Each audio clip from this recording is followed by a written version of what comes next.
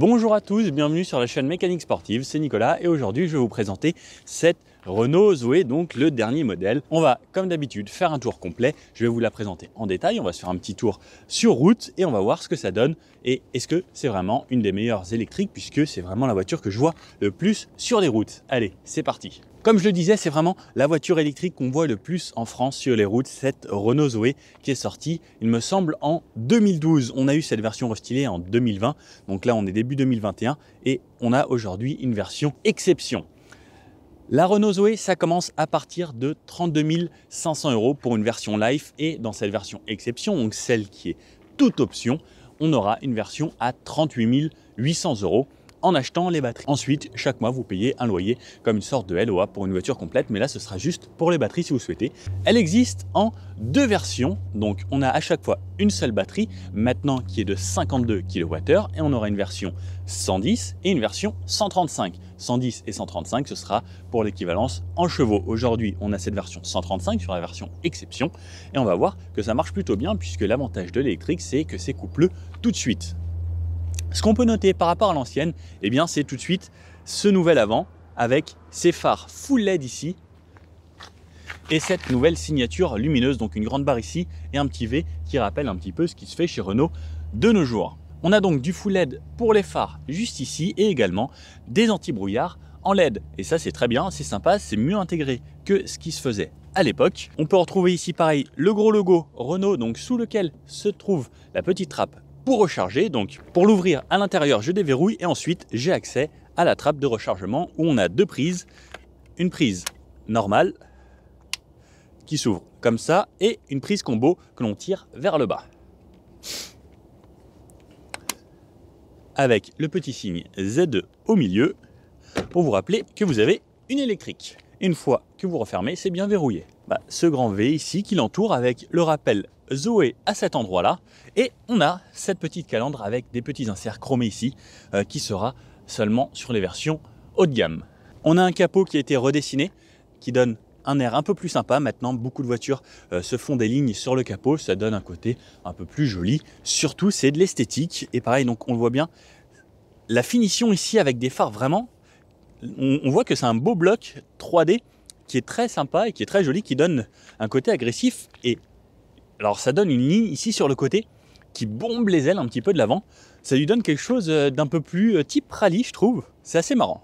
Quelque chose moi qui me fait rire, c'est ces essuie-glaces. Regardez la taille de ce petit essuie-glace. Vraiment, il est minuscule alors que juste à côté vous en avez un énorme. Petit détail que j'aime bien, c'est cette bande ici qui part d'ici jusqu'au feu arrière. Ça me rappelle un petit peu ce qui se fait sur les Rolls-Royce, mais sur les Rolls-Royce, c'est quelqu'un qui fait ça à la main. Là, c'est juste un sticker. Sur le côté, les rétros, on a des rétros avec le répétiteur LED ici. On est passé maintenant sur la nouvelle Zoé avec des jantes en 17 pouces. Avant, c'était du 16 pouces. Au niveau de la taille, ce qui est important pour une voiture qui sera principalement citadine, c'est 4,09 m sur la longueur, 1,79 m sur la largeur et 1,56 m de haut. Au niveau du poids du véhicule, on est sur environ 1500 kg. C'est une voiture électrique, c'est pour ça que c'est un petit peu plus lourd. Et les batteries seront situées juste ici, sous le plancher, au niveau le plus bas. Étant donné que c'est une voiture qui était prévue pour être électrique dès le début, c'était prévu que ce soit tout en bas. Et ça, c'est un avantage au niveau du comportement routier. La batterie est donc une 52 kWh. Au niveau du temps de recharge, on peut recharger cette voiture en 50 kW. Pour cela, il faudra payer l'option qui est à 1000 €. Sinon, il faudra recharger en 22 kW. Les temps de rechargement, environ 1h30 en 50 kW. Et si vous rechargez à la maison, ce sera environ 30 heures de 0 à 100%. Bien sûr, on n'arrive jamais à 0 et on n'est pas obligé d'aller à 100%. Au niveau de l'autonomie, il me semble que le WLTP annonce 395 km. Ce qu'il faut savoir, c'est que la batterie, on n'ira jamais jusqu'à 0 et aller jusqu'à 100%, c'est pas forcément très utile. Souvent, on rechargera quand on sera à 10-20%. C'est pareil, les batteries, le mieux, c'est comme un téléphone, il ne faut pas descendre en dessous de 10% et ça sert à rien de le charger à 100% tout le temps. L'idéal, c'est de fonctionner dans une plage entre 20 et 80%. Sinon, sur une borne 22 kW, il faudra environ 3 heures pour recharger cette voiture, pareil, de 0 à 100%. Donc, comptez plutôt 2 heures pour une utilisation normale. Sur le côté, pas de grosse révolution. On garde toujours la même ligne Poignée frigo ici pour ouvrir la porte, avec un petit bouton pour refermer, et à l'arrière, une poignée sur laquelle il faudra appuyer de cette façon et tirer. Une petite antenne juste ici, assez élastique. La seule vraie différence, c'est des jantes en 17 au lieu des jantes en 16 pouces. À l'arrière également, ce qui change chez ces phares, qu'ils ont toujours à peu près la même forme, mais qui sont passés maintenant en full LED avec le clignotement défilant sur ce phare arrière. Ici, on a un petit béquet qui finit avec le 3e feu, un petit essuie-glace, le logo Renault et le nom de la voiture, Zoé ici. On a à cet endroit-là une petite caméra de recul et le logo ici ZE 50 électrique. Donc 50, c'est pour vous dire que vous avez une batterie de environ 50 kWh et ZE électrique, eh bien c'est le petit badge Renault pour dire que c'est du full électrique. Dans le coffre, vous pouvez loger un grand bonhomme comme moi d'1,80 m et 75 kg. Bon, ok, j'irai faire un petit peu de sport pour la contorsion. On a environ 338 décimètres cubes de volume de chargement. On peut rabattre les banquettes en 2 tiers, 1 tiers. C'est pas un plancher totalement plat. Pour rabattre les banquettes, j'appuie de ce côté-là, hop, et ça me donne ce 2 tiers ici, et je peux le faire aussi de l'arrière de la voiture. Et voilà l'espace que vous avez. Sous le coffre, vous avez ici également une petite trappe qui se soulève pour pouvoir y mettre des câbles. Donc aujourd'hui, on a le câble rapide et le câble pour la maison, ainsi que ce câble 22 kWh ici. On a sur le côté qui se scratch le petit triangle et notre petit gilet jaune.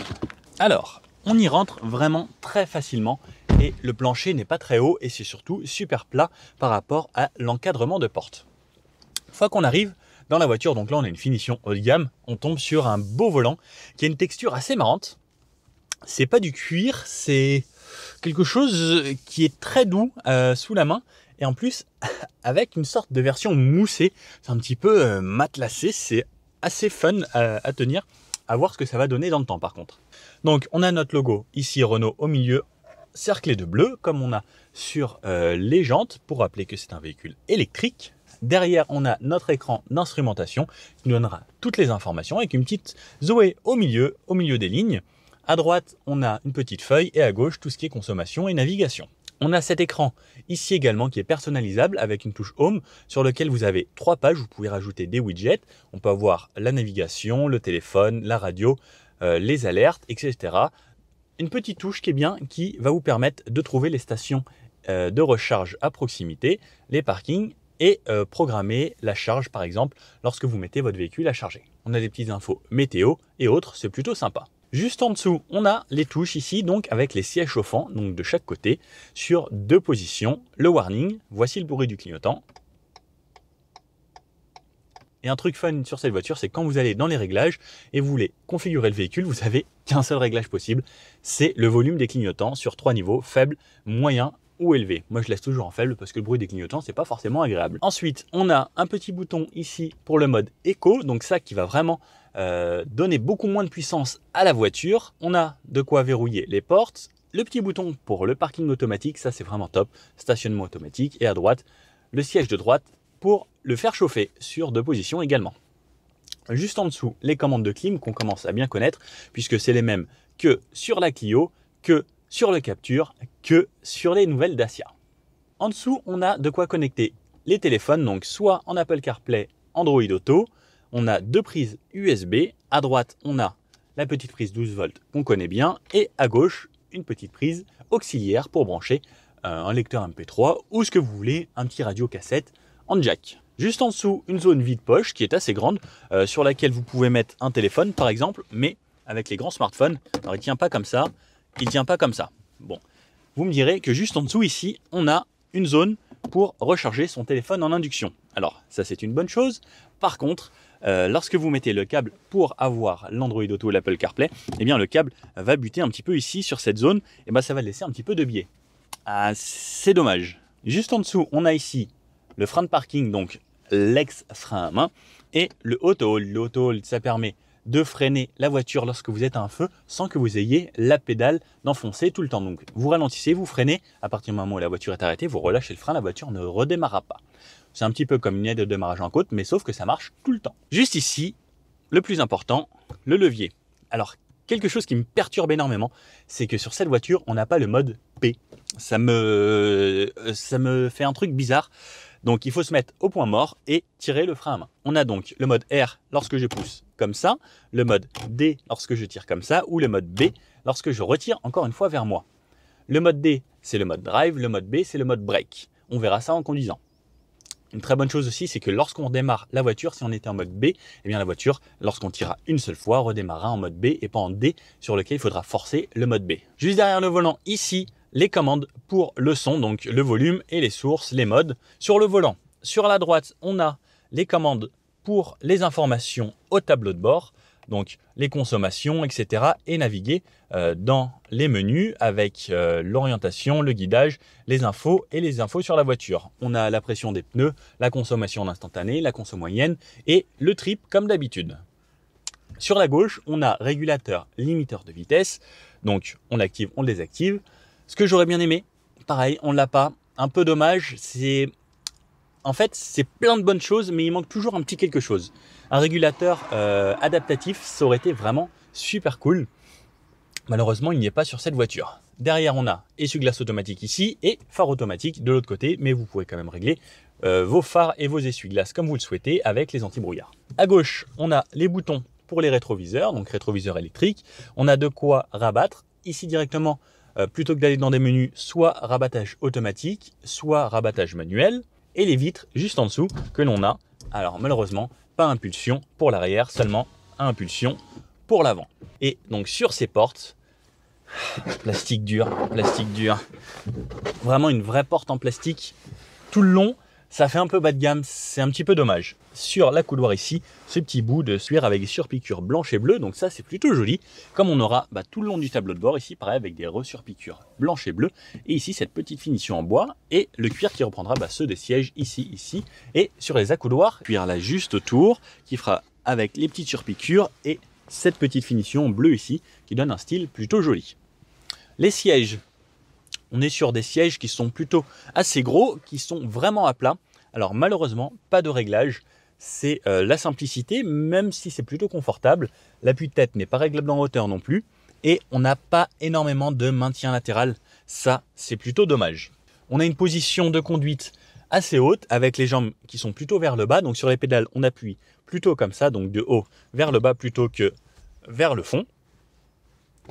On a la quatrième pédale qui est plutôt bien positionnée, une position assez naturelle, un peu comme lorsqu'on est assis sur une chaise. Cette version est dotée de la sonorisation Bose, franchement, niveau son, rien à dire, très bonne qualité. On a bien sûr la radio DAB qui est obligatoire depuis début 2021 sur les voitures, et ça apporte aussi un gros plus pour la radio. Petit pare-soleil ici, avec le miroir et une petite LED qui s'éclaire lorsque vous ouvrez le miroir, pas mal. Et les petites lampes ici en LED, donc vous appuyez sur le petit bouton et ça s'allume. Au niveau des aérateurs ici, là par contre on a encore quelque chose vraiment d'assez cheap. On dirait un petit peu les sorties d'air des Dacia Duster. On aurait pu faire un petit effort là-dessus, ça aurait été cool. Et on en a deux ici, donc chaque personne en a deux. Et voilà pour l'avant, et on va passer à l'arrière. À l'arrière, donc on rentre plutôt facilement. Je vais déjà monter, hop, ce petit appui-tête. Comme vous pouvez le voir, moi je fais 1m80 et donc j'ai le siège avant qui est réglé pour moi. Lorsque je suis sur cette banquette arrière 1m80, si je me mets vraiment droit, j'ai la tête qui touche. Si je me mets un petit peu plus confortablement, j'ai les genoux qui frottent un petit peu ici. Alors, c'est pas très dur, on n'a pas une partie en plastique ici, donc ça va. Appui-tête pas réglable ou autre, donc ça nous prend pas mal la vue. On a une forme assez marrante, ça fait comme ça. Donc j'ai très peu de place pour mes pieds en étant une grande personne. Si vous êtes un enfant, ça va aller. On a les fixations Isofix, bien sûr, des deux côtés. Les portes, pareil, full plastique cette fois-ci, même pas un petit bout de cuir, avec la vitre ici. Au niveau de cette place, bon, on est plutôt bien niveau confort. C'est assez mou. Bon, je pense pas traverser la France à cet endroit-là, mais ça peut le faire. Au niveau de la place centrale, bonne chose, pas de gros tunnel central. Alors je comprends pas pourquoi il y a quand même toujours une petite bosse. Est-ce que c'est vraiment fait pour faire plaisir aux gens de mettre cette petite bosse, puisque concrètement là, on a une traction, on n'a rien qui va à l'arrière. S'il vous plaît, aiguillez-moi là-dessus. Bon, Place centrale entre mes pieds ici, j'ai 2 ports USB normaux pour recharger les tablettes, téléphones ou autres des personnes à l'arrière, ou même si vous êtes à l'avant, au final ça fait 4 ports USB dans la voiture. Pareil, hein, ma tête touche toujours là-haut, si je me mets vraiment droit. Et niveau des pieds, ça va, j'ai connu pire. L'avantage, justement, c'est ce tout petit tunnel central, vous pouvez mettre vos pieds dessus sans que ça relève trop vos genoux. Par contre, la ceinture, il va falloir aller la chercher tout au fond, ici, là. Et ça, c'est pas forcément pratique, ça aurait été bien de l'avoir sur le siège. On n'a pas d'accoudoir central, et voilà un petit peu ce que ça donne pour l'arrière. Ah oui, petit truc, la poche ici, elle est horizontale, elle n'est pas verticale, donc vous pourrez glisser vos magazines ainsi. Bon il reste plus qu'à aller faire un tour et voir ce que ça donne. Alors, par rapport à cette Zoé, on va commencer en ville et on va aller faire un petit peu, comme d'habitude, tout type de route. Pour démarrer le véhicule, donc on appuie sur le bouton Start Engine, juste ici, ça démarre. Ça démarre le véhicule, désolé pour ça. On a le tableau de bord ici, donc qui est un écran numérique. On a cet écran à cet endroit-là, qui est un écran comme sur la Clio et comme sur le Capture. Et en dessous, pareil, on retrouve un petit peu ce qu'on a chez Renault depuis quelques temps. Pour démarrer, je tire, je me mets en drive. Il y a 2 modes, le mode D et le mode B. Ceux qui sont habitués aux voitures électriques vont connaître ces 2 modes. Le mode D, c'est comme sur une voiture automatique, donc c'est le mode drive qui va vous faire rouler simplement avec du roue libre lorsque vous allez relâcher la pédale d'accélérateur. Le mode B, lui, B pour break, donc le mot frein en anglais, va justement régénérer l'énergie qu'on va avoir lorsque on va relâcher la pédale d'accélérateur, et avec l'inertie, ça va freiner les moteurs et recharger les batteries. Ça, c'est le mode que je vous conseille sur tous les véhicules électriques. Ça permet de prolonger l'autonomie. Ça permet en plus une autre chose, de pouvoir conduire quasiment à une seule pédale. Le but de l'électrique, comme je le dis dans toutes les vidéos, c'est d'anticiper et de pouvoir rouler vraiment avec une conduite très fluide. On n'accélère pas fort et on ralentit pas comme un bourrin. Le but, c'est vraiment d'accélérer doucement, donc comme là, par exemple, pour le départ. Alors là, je descends d'un trottoir, on a une suspension qui est vraiment très confortable. Donc, le but de l'électrique, on part comme ça, gentiment. Alors, je ne sais pas si vous l'entendez, là, on a le bruit que les Zoé font. Donc, vous avez peut-être déjà entendu passer une Zoé. Ça fait un bruit très caractéristique, et ce que chez beaucoup de véhicules, on ne l'entend pas à l'intérieur, dans cette Zoé, on l'entend à l'intérieur. Voilà, je ne sais pas si vous l'entendez. Il disparaît à 30 km/h, on ne l'entend plus du tout.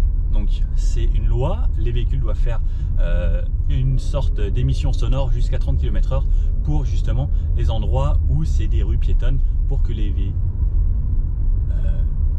piétons puissent vous entendre arriver, car un véhicule électrique, c'est très silencieux. Roule vraiment sans appuyer comme un fou sur la pédale, et je relâche. Donc là, je suis en mode B, je vois qu'au feu, il y a du monde, je relâche, et là, ça me fait un gros frein moteur, et je peux gérer ensuite avec la pédale selon la vitesse à laquelle j'arrive et la distance qu'il y a avec le véhicule qui me précède. Ce qui est dommage, c'est qu'on n'a pas la conduite vraiment à une pédale, où le véhicule s'arrête totalement à la fin, au moment où vous avez relâché la pédale. Il faudra quand même utiliser le frein. La direction, on a une direction qui est vraiment agréable. C'est une bonne chose, elle est souple, très souple, et avec ce volant là qui est vraiment molletonné, très sympa. On a une bonne prise en main, et on a le volant chauffant juste ici, que je vais activer d'ailleurs.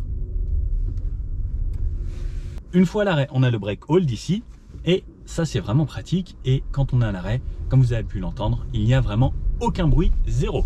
Ça c'est encore plus sympa, puisque comme je dis, l'électrique c'est ça qui est très relaxant, c'est que ça amène vraiment un confort sonore, puisque surtout en ville on entend vraiment beaucoup de bruit, etc. Et c'est encore mieux lorsqu'on est dans son véhicule de pouvoir être au calme. À 50 km/h, pareil, le véhicule reste encore bien insonorisé. Alors c'est pas forcément ce qui se fait de mieux au niveau des véhicules électriques, parce qu'on est sur des finitions d'insonorisation qui sont pas forcément extrêmement bonnes, mais ça reste plutôt bien. On a un petit peu de bruit de roulement déjà à 50 km/h, mais ça va. Sur les sièges, par contre, on est très bien installé. Là, il y a pas mal de défauts sur la route. La suspension filtre très bien, là, un gros. Et bien voilà, c'est pas ultra rigide, c'est pas tape-cul, c'est ce qu'on trouve chez quasiment toutes les marques françaises, quelque chose d'assez bien suspendu et d'assez confortable. On a sur les aides à la conduite le freinage d'urgence, donc on a le capteur à l'avant qui va lui au cas où freiner le véhicule. On a le régulateur, et ce qui est dommage c'est que ce capteur est capable de déceler les distances qu'il y a sur les véhicules devant nous, et là on n'a pas le régulateur automatique, c'est un peu dommage. Lorsque j'ai pris le véhicule, alors actuellement c'est l'hiver, je suppose qu'il prend en compte tous ces facteurs, l'indication me donnait 300 km d'autonomie. 300 km d'autonomie pour une citadine en électrique, je trouve ça plutôt bon. C'est pas forcément ce qui se fait de mieux, on a les Tesla et autres qui sont un petit peu plus performantes à ce niveau là. Par contre 300 km, je trouve ça vraiment raisonnable. Pour moi, on n'a pas besoin de plus, surtout que la moyenne des Français c'est environ 30 km par jour il me semble. Donc 30 km c'est comme si vous faisiez 10 jours d'aller-retour au boulot. On est au niveau du rayon de braquage sur quelque chose de plutôt bon, pas forcément ce qui se fera de mieux, mais ce qui sera largement suffisant dans la plupart des situations. Et comme je le disais, on a une direction qui est vraiment très douce et bien assistée. Donc on a le mode éco, comme je disais, qui limite un petit peu les performances de la voiture. Donc si je ralentis, à chaque fois que je freine aussi, donc j'ai une régénération d'énergie. Donc en mode éco, voilà, on voit que ça y va, mais c'est vraiment pas une foudre de guerre. Et c'est vraiment pas ce qu'on lui demande en mode éco. Et par contre, dès que je passe en mode normal, et bien là, ça relance. On entend que ça patine parce que là, c'est un peu humide. Et en mode normal, si vous appuyez à fond sur l'accélérateur, ça va vraiment y aller, mais très très rapidement. Et au feu, vous allez pouvoir décoller. C'est pour ça qu'on voit souvent les voitures électriques au feu qui démarrent très très vite. Un moteur électrique, c'est beaucoup de coupe instantanément. Et là, on va vraiment le ressentir sur ce véhicule. Le mode éco bride quasiment à 100 km/h la voiture, donc ce qui vous permettra justement de ne pas consommer trop lorsque vous roulez sur autoroute ou rapidement. Et ce qu'il faut savoir, c'est que rouler à 130 km/h avec une voiture électrique, ça divise quasiment par deux l'autonomie. Là on est sur une moyenne, j'ai fait environ 50 km de mix, ville, nationale, un petit peu d'autoroute à 110 km/h, et j'ai une moyenne à 18,6 kWh pour 100 km. C'est plutôt pas mal. On va essayer le parking automatique. Donc on se met à basse vitesse, on appuie sur le bouton stationnement, ici le clignotant. Là je me gare entre deux voitures, la voiture me dit qu'elle a détecté une place de parking, je passe la marche arrière et ensuite il ne me reste plus qu'à accélérer et freiner, et moi je ne touche pas au volant et la voiture va faire ça vraiment bien. Et normalement, elle se rate quasiment jamais. Si vous n'avez pas l'habitude de faire ça, voilà, hop, vous allez jusqu'au bout, vous repassez la marche avant, le volant tourne automatiquement, vous avancez jusqu'à ce qu'elle vous le dise. Et là, hop, et voilà. Pour elle, vous êtes garé. Il ne reste plus qu'à tout fermer. Et c'est fait. Pour la ville, c'est vraiment super top. Et j'ai trouvé le petit bouton. En fait, je pensais que c'était pour désactiver le bip bip des radars de recul, mais en fait, sur le côté ici, j'ai de quoi activer et désactiver le bruit. Donc là, je sais pas si vous l'entendez. Et j'ai de quoi le désactiver. Alors en tout cas, je pense que ça le désactive dans l'habitacle. Et ça, c'est bien parce que jusqu'à là, franchement, ça m'embêtait, puisque lorsqu'on passe à 33 km/h par exemple, que ça ralentit, ça refaisait le bruit. Très bien qu'il y ait ce bouton qu'on puisse désactiver ce bruit en tout cas. En extra-urbain, puisque les voitures ne font pas que de la ville. Donc à 90 km/h, ce que ça donne. Donc là, on est pareil sur une route qui n'est pas forcément en très très bon état. Pareil, hein, la voiture reste toujours très confortable. Nous voici à 90 km/h. Sur une route donc, qui est un petit peu dégradée, sur une nationale. Et donc, bien sûr, aucun bruit moteur. Un moteur électrique, ça ne fait aucun bruit lorsqu'on roule. Et ça, c'est plutôt confortable. On a un petit peu de bruit de roulement et on commence déjà à entendre les bruits d'air. Donc à 90 km/h, c'est pas forcément super top. Après, c'est un véhicule qui est surtout destiné à faire de la ville, celui-ci. Mais voilà, c'est pas waouh.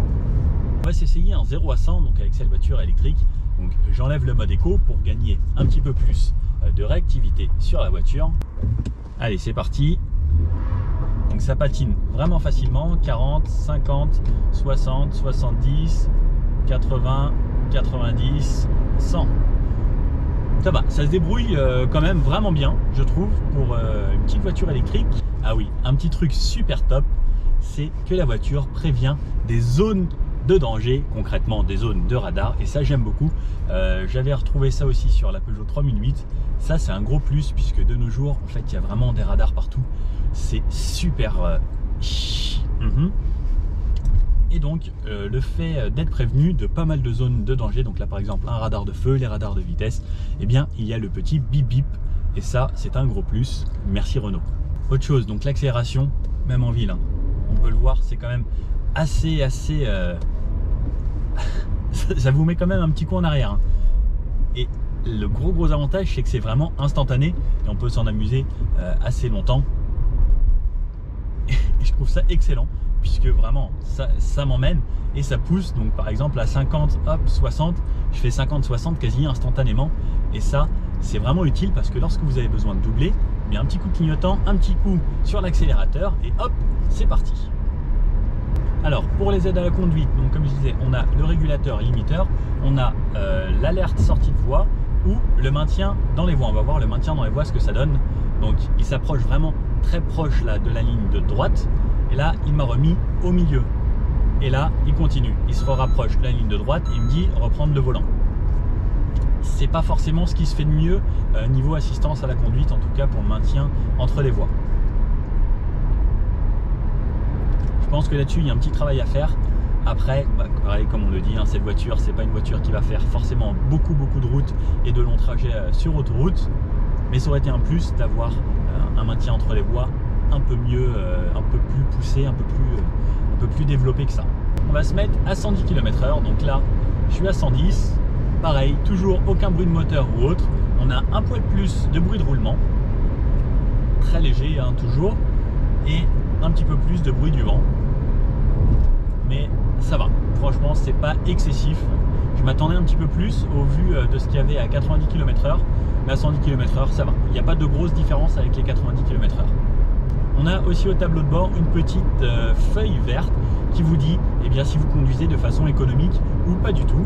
Alors ça aussi c'est pareil, c'est un petit jeu que j'aime bien me fixer en conduisant une voiture bien hybride ou électrique, c'est de me dire je vais adopter la conduite la plus économique possible. Et donc on a toujours ce petit bouton éco.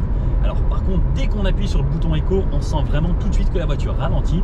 En ayant gardé la même pression sur la pédale, on verra que eh bien, c'est pas du tout pareil. Si là j'appuie à fond, voilà, il se passe vraiment pas grand chose. Et donc alors, par contre, ça enlèvera le mode éco lorsque vous appuyez à fond sur la pédale. Tout au fond de la pédale, il y a le kick down. Donc là par exemple, je suis à fond sur la pédale, mais pas au bout du kick down. Et au moment où j'appuie sur le kick down, là ça repart. Et en étant à fond sur la pédale, en mode éco, eh bien la voiture essayera de rester à 100 km/h maximum. Elle ne dépassera pas ces 100 km/h, puisque ça, c'est sa zone éco à elle. Au-dessus de 100 km/h, ça consomme beaucoup plus, et bien dû à l'air qui stoppe le véhicule. Donc ça, c'est la résistance avec le coefficient de pénétration dans l'air. Et les véhicules sont souvent de meilleurs coefficients de pénétration dans l'air que les véhicules thermiques. Mais là, je suis pied plancher à 100 km/h. Et c'est pas plus mal, puisque moi je serai à 100 km/h sur autoroute et je dépasserai pas cette vitesse. Par contre, si je souhaite aller un peu plus vite, kick down, et là ça permettra de doubler en cas de nécessité. Alors, que penser de cette nouvelle Zoé? Donc, c'est un véhicule qui a une bouille plutôt mignonne, qui a su un petit peu évoluer avec cette nouvelle version. On a une très bonne autonomie qui sera facilement de 300 km si vous n'appuyez pas comme un fou, malgré le chauffage et une utilisation totalement mixte, peu d'autoroute, de ville, des accélérations, les tests, et j'ai voulu bien connaître la voiture, j'ai réussi à faire quasiment 300 km. C'est une bonne autonomie pour une voiture électrique de ce gabarit. J'ai essayé d'autres voitures électriques comme la i2008, le Audi e-tron, des Tesla, et celle-ci se situe dans une bonne moyenne. On est en hiver, donc chauffage électrique, volant chauffant, siège chauffant. Ce qu'il faut savoir, c'est qu'il vaut mieux utiliser justement volant chauffant, siège chauffant et mettre la clim un peu moins fort pour pouvoir préserver de la batterie, car ça consommera beaucoup moins. Face à la concurrence, Après, ça c'est vraiment à vous de faire votre choix. Ce qu'il faut savoir, c'est que ces véhicules ne sont pas faits pour faire de longs trajets, donc la plupart des gens l'utiliseront de façon citadine. En citadin, en ville, vous pourrez recharger assez souvent. Si vous avez à votre domicile une prise ou au boulot une prise de rechargement, eh bien franchement l'autonomie pour moi ne comptera pas tant que ça. L'idéal reste de nos jours toujours d'avoir une voiture supplémentaire car pour moi, le réseau en France n'est pas encore assez développé. Ça va venir dans les années à venir. J'espère que le gouvernement va faire quelque chose. Mais pour moi, ce sera surtout le style que vous allez trouver à votre voiture. Petit reproche à faire sur celle-ci, en fait, il y a plein de bonnes choses, mais ça manque toujours vraiment d'atteindre la petite chose qui manque. En fait, il manque une petite chose un petit peu sur tous les finitions. Dans le coffre, on verra que, il y a des parties où c'est métallique, où en fait, ça a juste été peint, il n'y a pas de plastique dessus, pas de régulateur adaptatif alors qu'on a détection de collision avec le radar à l'avant.